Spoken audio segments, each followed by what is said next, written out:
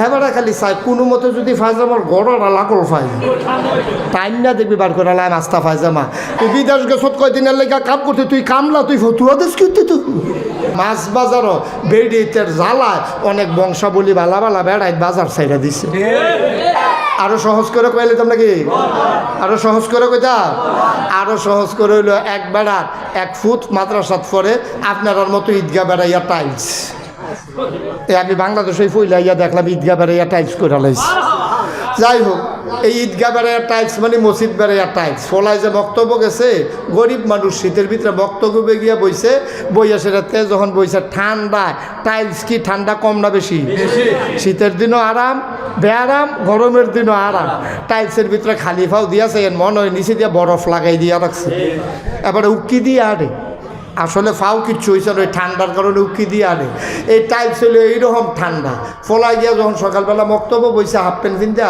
তে তো আর বইয়া থাকতে পারে না ঠান্ডা তে কাঁদতে কাঁদতে বাইতে আম্মা গো এই বক্তব্য যদি ফাড়াও আমার একটা পায়জামা কিনা দিলে যাইতাম ফারাম না হইলে আর যাইতাম পারতাম না ঠান্ডা সর্দ হইয়া যাইয়া তার মায় তার বাপে যখন রিক্সা চালিয়া বাইতেছে 30 খাইতো 30 খাইতো বইছে পরে কয় আপনি তো অনেক খানো যান আপনি একটা কাম করেছেন চাইছেন হ্যাঁ পায়জামা টায়জামা পাওয়া যায়নি কমের ভিতরে এর ভিতরে ভাত টাত খাইয়া রিক্সাটা লইয়া কোম্পানিগঞ্জ গেছে ওই আপনার সিটাগাংতে ওই যে ইয়া ভৈরব্যা বাসটি আছে না সিটাগাঙ্গে সেইটি আইসে পরে কোম্পানিগঞ্জ ফল দোকানের সামনে দাঁড় করাইছে ধূপপুর ইয়া একটাল ফুরান কাপড় হালাইছে হালানের লগে লগে আমরা রিক্সাওয়ালা হোটেলের শ্রমিক তারপরে গিয়া ফল দোকানদার এটার ভিতরে যে যেটা পাইছে তে এইটা গাউতে টান দিয়া লইয়া লাইছে কেউ কুট গাউ দিয়া লাইতেছে কেউ টাই লাগাই লাইতেছে কেউ প্যান্ট ফিনতে আছে আর হেবাডায় মতামতে কি বিচারে মাশাআল্লাহ সচেতন শ্রোতা হেবারা খালি চাই কোনো মতে যদি ফায়জামার গড়রা লাগল ফাই টাইম না দেখবি বার করে লাই মাস্তা ফায়জামা এবার ফায়জামার ফাওয়ার মতো একটা ফাই এটারে টানতে টানতে টানতে টানতে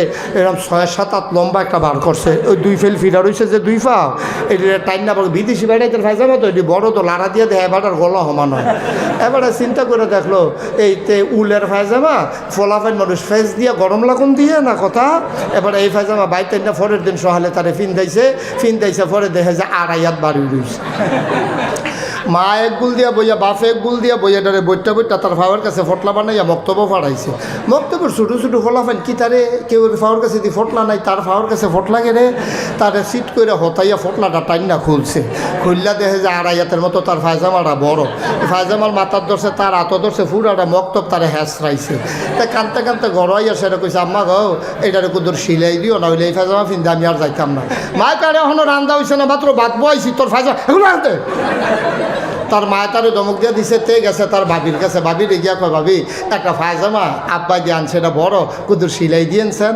ভাবিয়ে খুব এই করা ভাবিয়ে কয় তোমরা যা কায়দা শুরু করছো এই হরিও কাম করা জামাইও কাম করে তুমি সেই দিন আউজ করে গন্ধ গেছে না তুমি বেড়াইও তো ভাবিরে দিয়ে কেমনে কাম করান লাগবো শিক্ষা লাইছ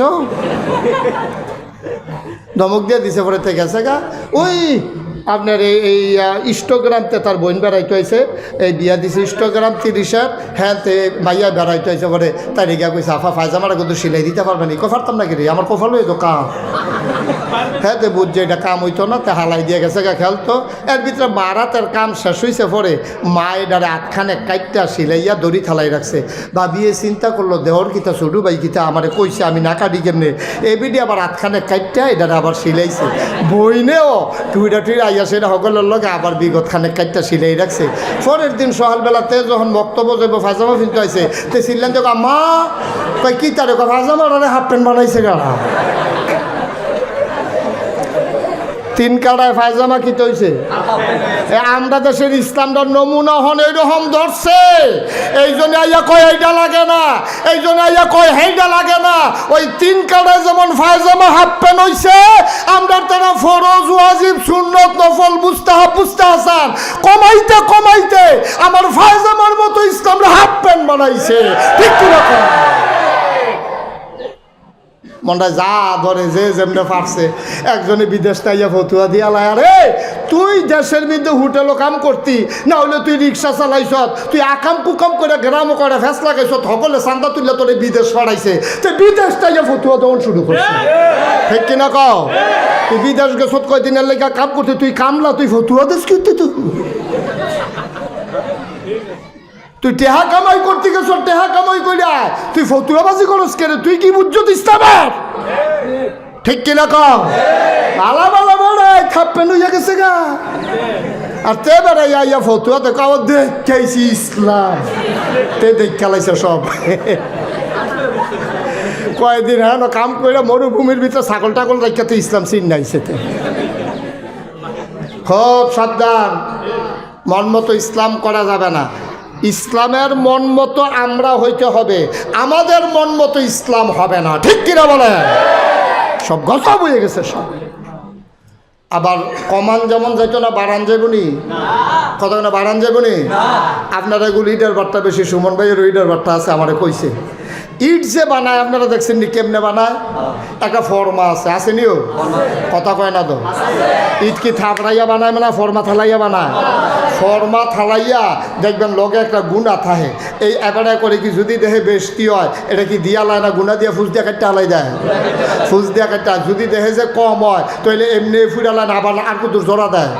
তাইলে ইটের মাটিটা ফর্মাটার ভিতরে দিয়া এটারে যদি দেহে যে কম হইছে এটারে আবার ডিফা দিছে, যদি দেহে বেশি হয়েছে ফুস দিয়া কাটতে হালাই দিছে। ইসলামটাও এরকম, কোরআন সুন্নাহ এজমা কিয়াস একটা ফর্মা আছে, তোমার জীবনটার এই ফর্মাটার ভিতরে হালাইবা। হালাইয়া যদি দেহ যে বেশি হয় ফুস দিয়া কাটতে লাইবা, যদি দেহ যে কম হয় এটারে ফুরাই লইবা। ঠিক কিনা কম? আর বাইরে কোনো ইসলাম নাই, মন মতো ইসলাম হইতো না। রে দেড় বুড়ি মাটির একটা ইট, এইটারে বানাইতে যদি ফর্মা লাগে, এইটারে যদি হোমানকরণ লাগে, কমতি বেশি ঠিককরণ লাগে, তোমার আমার জীবনটাও কম বেশি ঠিক করার দরকার আছে নাকি নাই? তোমার মন মতো ইসলাম হবে না আব্বা। তুমি যা মনটা ধরে তা করবা, একটা টুফি মাথার দিয়া দাড়ি রেখা সুরমা তোর কাজল দিয়া তুমি মনে করবা এটার নাম ইসলাম।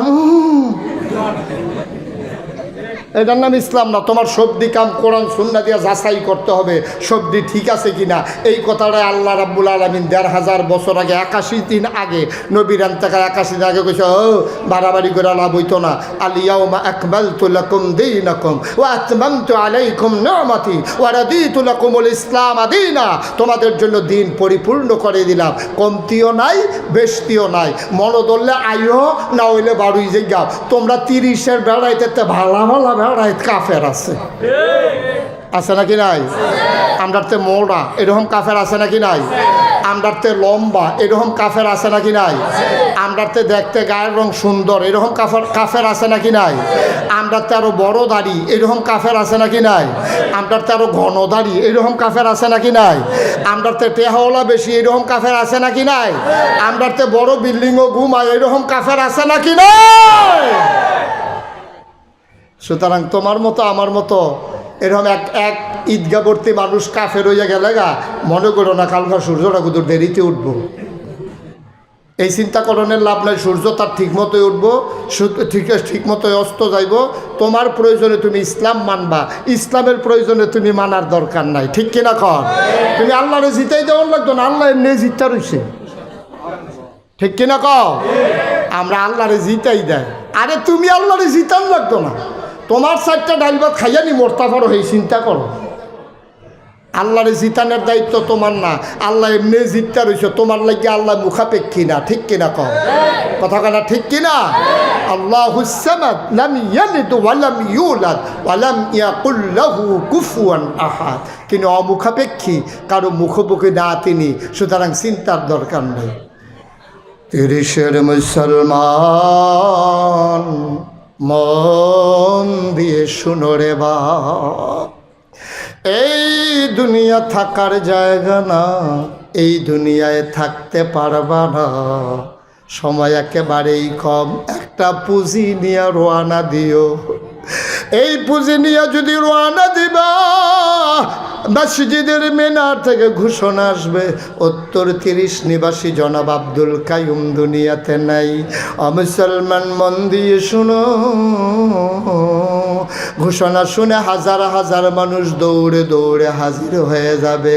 কাফন পরিয়ে যখন দাফন করে দেবে, সবাই দেখুক মাটির কবর।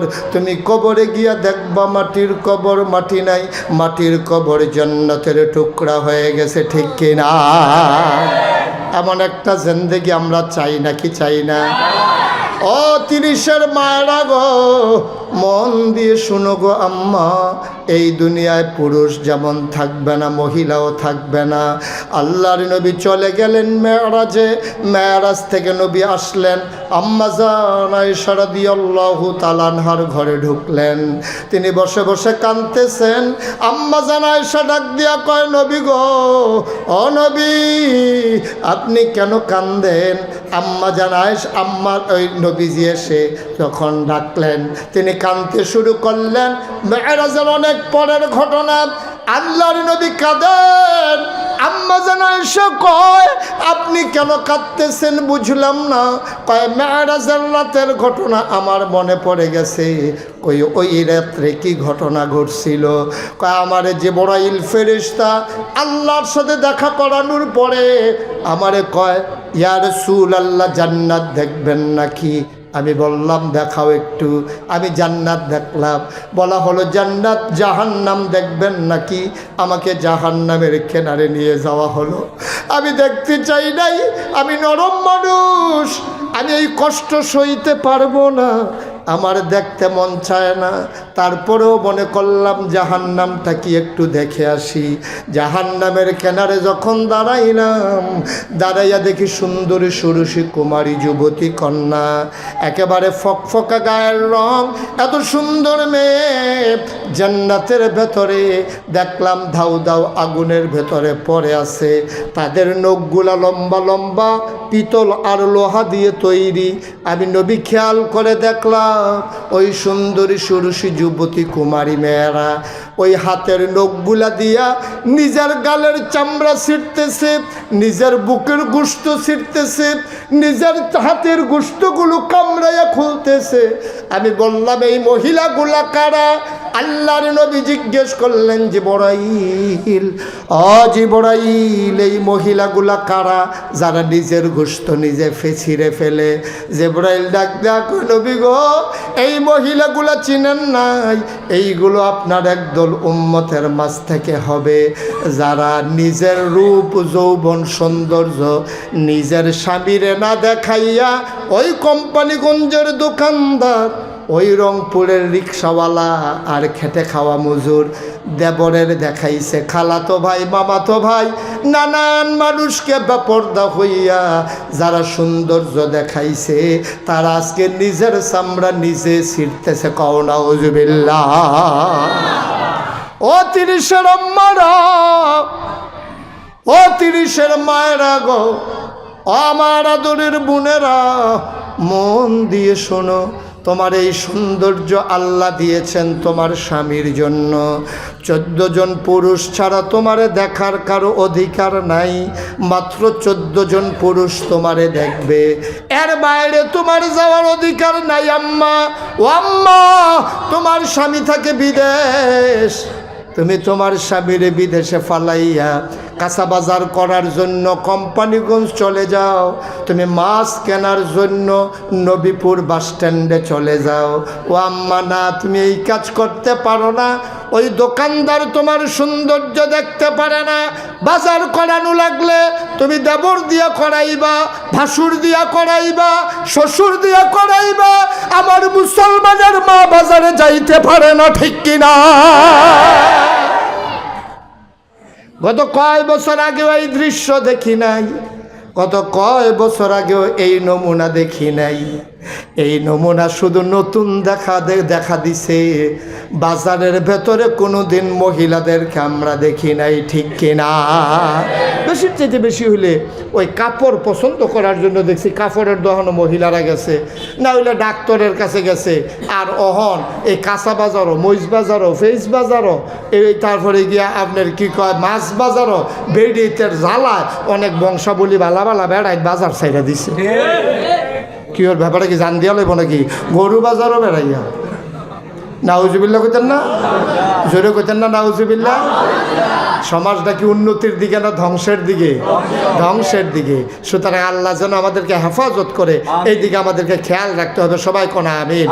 আমি আপনাদের জন্য যেই কথাটা বললাম, মন মতো ইসলাম মান্যান না, সুবিধা মতো ইসলাম মান্যান। আর আমার মায়েরা বোনেরা সুন্দরভাবে ইসলামটাকে নিজেদেরকে পর্দা পুশিদা মতো রাখা চললেন, তাইলে দেখবেন যে ইনশাআল্লাহ ইনশাআল্লাহ আপনার ঘরে যে সন্তান আসবে ওলি বানানো লাগবে না, তে ওলি ওইয়া জন্ম লইব। ঠিক কিনা খাও? আল্লাহ যেন কবুল করে, সবাই পড়ে আমিন।